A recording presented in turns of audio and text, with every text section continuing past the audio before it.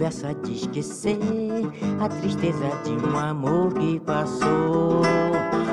Não, eu só vou se for pra ver uma estrela aparecer na manhã de um novo amor. Amigo senhor Saravá, Xangô me mandou lhe dizer: se é canto de ossanha, não vá, que muito vai se arrepender.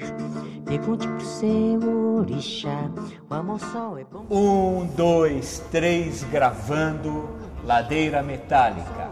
Conversas sobre culturas aqui no Luna. Atento, telespectador, nada relapsa, telespectadora.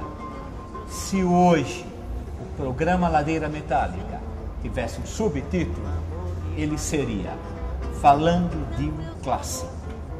Ou então seria Quem Quer Ser um Milionário?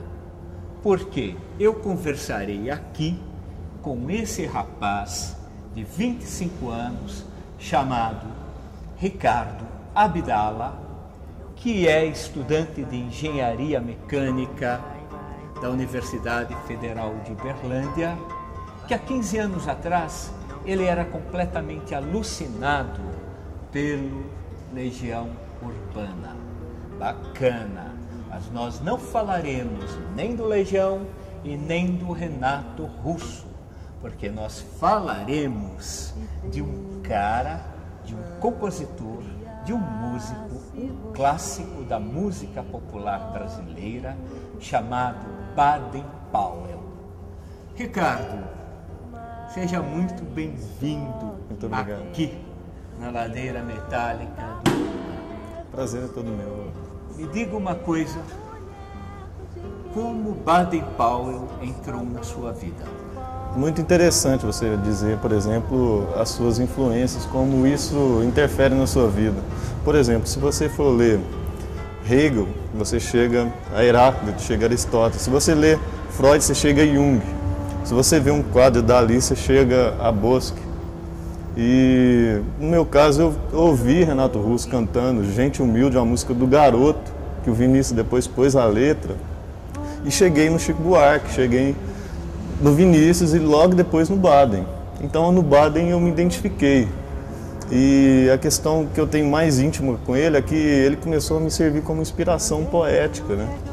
Um poema, quando você faz, você tem ele como um amigo. Você faz poesia? Faço poesia, então. Também, assim, poesia de gaveta, né?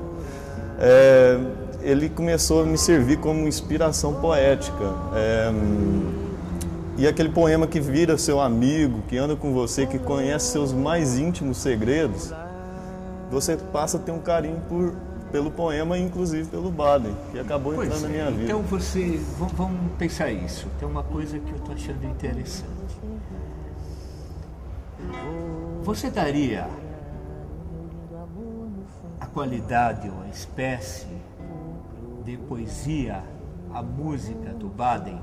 Porque o Baden, digamos, ele não escreve. Isso. Ele compõe, não é mesmo? É verdade.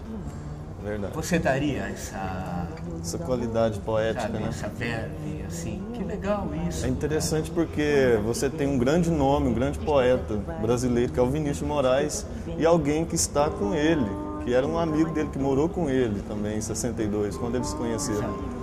E ele interpretava aquela alma poética do Vinícius. Ele era um poeta das cordas, né?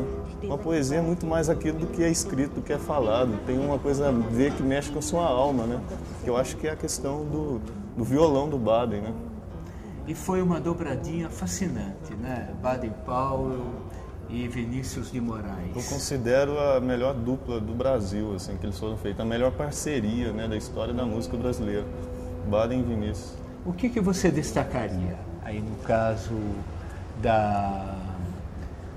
dessa dobradinha, desse casamento do Baden e Vinícius? É um casamento que foi muito interessante, porque ele foi apresentado pela Silvinha Telles. Na época eles faziam um show juntos e tudo mais.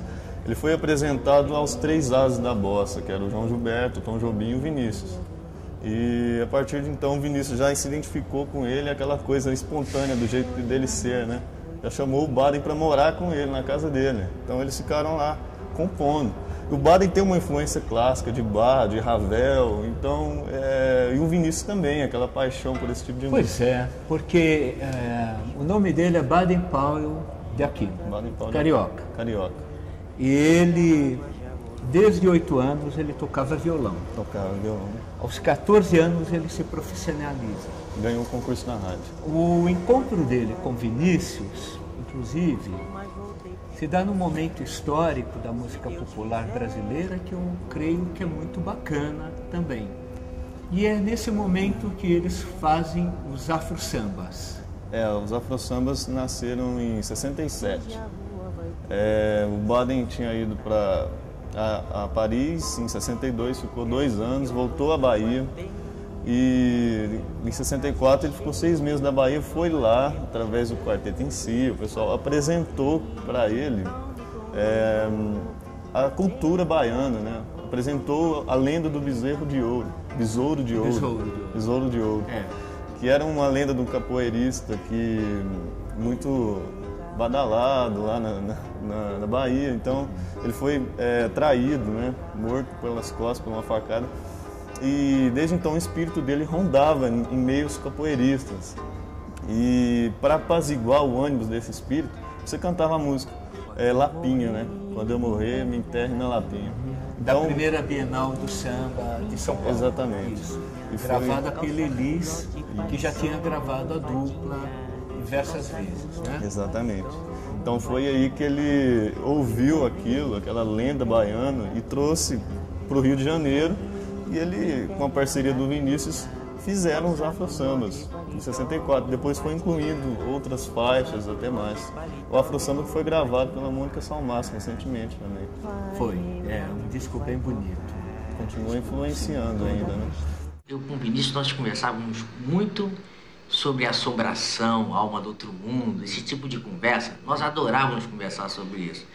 E daí nós estamos falando sobre a Bahia, que eu também já conhecia um pouco essa coisa de candomblé, Vinícius também. Eu, por outro lado, eu tinha mais acesso a isso, porque eu era do subúrbio e tal. O Vinícius era diplomata, eu sabia dos negócios de candomblé, essa coisa. Conversamos sobre isso e eu compus, junto com o Vinícius, assim, batendo papo. Quando terminou a série das 9 músicas, o Vinícius gritou e falou assim: puxa, Baden, isso aqui são os afro-sambas.